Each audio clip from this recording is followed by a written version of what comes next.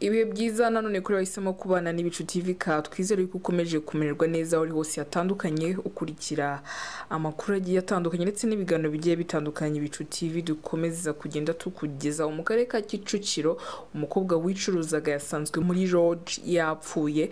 N'umukobwa waruzwi ku izina rya Karashika uri mu kigero cy'imyaka 23 yasanzwe mu icumbi yari yakodesheje yapfuye mu gace ka Giporoso aha ni Remera mu karere ka Kicukiro umujyi wa Kigali. Urupfu rw'uyu mukobwa kugeza ubu rukaba rukiri amayobera. Ikinyamakuru Ubwiza TV dukesha inkuru cyavuze ko ubwo cyageraga ku icumbi uyu mukobwa yari acumbitsemo ari naho yaje no gupfira hazwi nko muri koridori Giporoso, cyahasanze imbaga y'abantu yari ihashungereye ndetse n'inzego z'umutekano zihari hamwe n'urwego rw'igihugu rw'ubugenzacyaha RIB rwakoraga akazi karwo ari narwo rwaje kuhakura uyu murambo. Umwe mu baganira na Bwiza TV yavuze yuko ngo uyu mukobwa ngo yatashye nimugoroba amaze gusangira inzoga na bagenzi be hanyuma ataha muri lodge bukiye mu gitondo asangwa yapfuye. Undi yavuze yuko ngo uyu mukobwa yari amuzi ngo ari uw'iwabo i Kayonza ahazwi nka Nyagatovu, ngo bari baherutse rero guhura amubwira ngo bazatahane hanyuma rero atungurwa no gusanga uyu mukobwa yitabye Imana.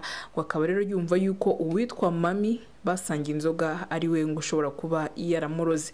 Abenshi mu bari bamuzi bemeza ko bari bamuzi ku izina rya Karashika, akaba ngo yakoraga uburaya muri aka gace ndetse ngo yari afite umwana umwe ariko nta mugabo yari afite. Umwe mu bari ahapfiriye uyu mukobwa bavuze ko yapfuye urupfu rutunguranye nyuma yo kunywa amata akaruka yarangiza akajya abona abantu bose ngo basa nk'umweru.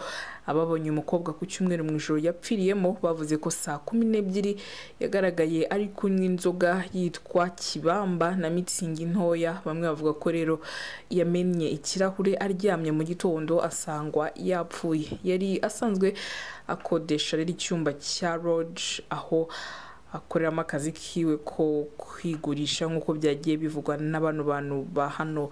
Yaguye ni Ibicu TV. Nimba ufite ikibazo cyangwa igitekerezo cyangwa se n'inyunganizi bidusigire muri comment, hanyuma naho turakora subscribe ntugende utayikoze.